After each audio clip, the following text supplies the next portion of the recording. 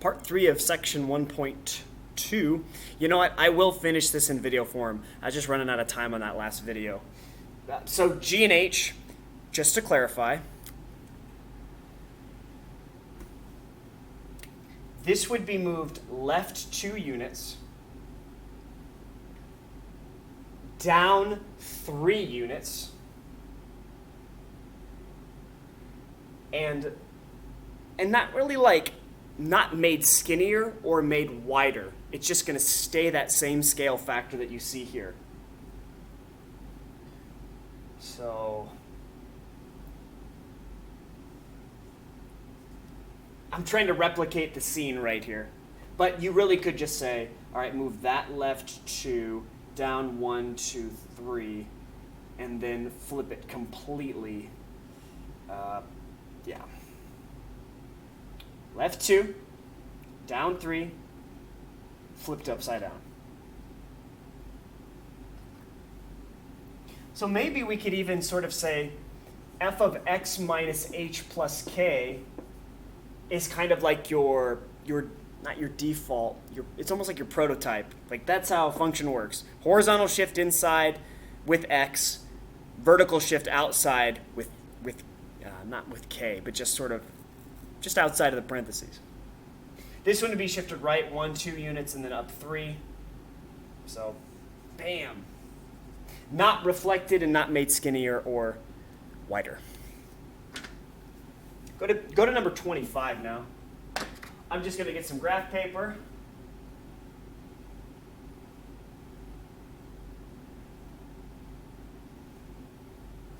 How convenient. 25 is a piecewise function. We definitely dug into that during pre-calculus, so I'm confident that you guys will be okay with this. But just in case you're not, let's take a look. Number 25. The piecewise function is, I'll write it off to the side here so we can reference it.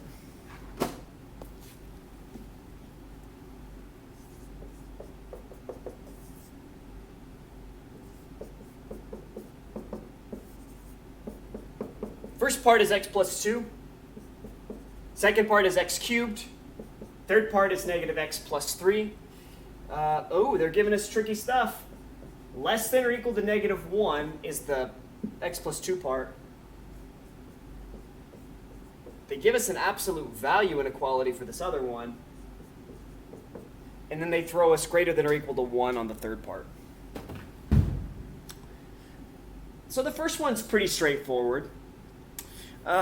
It's telling us that when x is less than or equal to negative 1, you've got a line that looks like x plus 2. Now, we should be to the point where, x plus 2 doesn't fluster us. We should know that that starts at 2 at its y-intercept and goes up 1, right 1 infinitely, or down 1, left 1 infinitely. But this is where the piecewise, we have to really think this thing through. This line only exists when the x value is less than or equal to negative 1. So these points don't exist for it. Only do these exist for the x plus 2 portion of that piecewise. So here, this represents x plus 2 when x is less than or equal to negative 1. The x value all over here. Now, I'm gonna skip that absolute value thing for a second and say, let's move to x is greater than or equal to 1 because it's still a linear function. Negative x plus 3 is going to be up 1, 2, 3, down 1, right 1, down 1, right 1, down 1, right 1. Basically the same thing forever. And again, it's wherever 1 starts is where that function actually lives. So this is where that piecewise is going. All right, so what's the deal with this absolute value of x? I'm going to highlight it. The x cubed only lives where the absolute value of x is less than 1. Well, maybe that's just that's a fancy way of saying that x is less than 1 and, because it's less than, x is greater than negative 1. They're basically giving us a really, really sophisticated way of saying it's negative 1 is less than x, which is less than 1. And this is exactly how we did this in pre-calc. In pre-calc, that's exactly how we would have written that domain. So, these are the parts of calculus where it's like, we don't get flustered by just a different way of representing something that we already know how to process. So that x cubed function must live between these two. So what's the value of x cubed at negative 1? The value of x cubed at negative 1 is negative 1. The value of x cubed at 0 is 0. And the value of x cubed at 1 is 1. And it curves like this. It's not like a straight line. All right, now that's certainly not normal looking by any stretch, right? But we should also keep in mind that there are equal to's, less than or equal to's here and here. And we got to talk about open circles versus closed circles because that's kind of important for the integrity of the function. It must pass the vertical line test. So it seems to be that for the cubed function, we have these open circles just to indicate that the function doesn't actually live there. All right, so check it out. Not all piecewise functions attach to one another. This is a perfect example of that.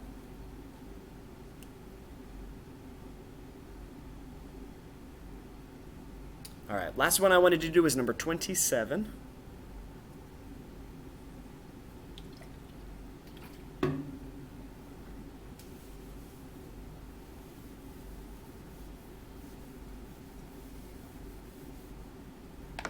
So I'm showing you guys another piecewise with a little bit of a nuance to it. Something you might not be expecting.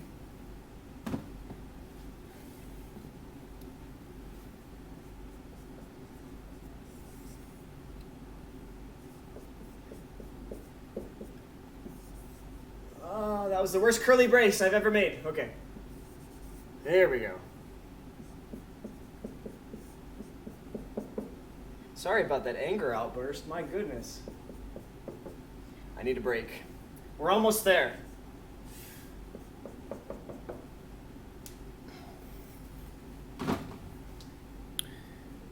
Yeah. So this function is really weird because it's a rational function, which usually we don't, sometimes there's asymptotes, sometimes there's holes in the graph. And then there's just a random point here. I don't know if you can see on the video, but this is not equal to. If you remember from pre-calc, we did some examples like this. You always want to investigate a rational function like this because maybe factoring or something can cancel out one of the factors at the bottom, which always indicates a hole in the graph.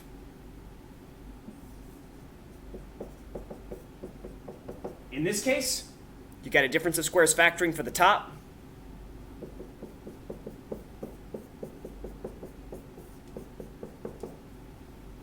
Which totally eliminates the domain issue on the bottom. That means we don't have an asymptote. Furthermore, it means that we have a linear function that appears to be x minus 1 forever. So what does x minus 1 look like? Well, it has a starting point of negative 1. The x indicates a slope of 1. So, sorry, I might be moving a bit too quick here. Let me rewrite the piecewise as I've simplified the top part. So this becomes the function x minus 1 for all intents and purposes. X still can't equal negative 1. And then 2 represents the function at negative 1. So normally it would be x minus 1, go up 1, right 1, because It's got a slope of 1, which can be written as 1 over 1. And you can just do this forever. Up 1 over 1, up 1 over 1, or down 1, left 1, down 1, left 1, down 1, left 1, down 1, left 1.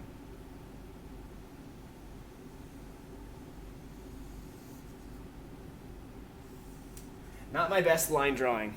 Please don't judge me.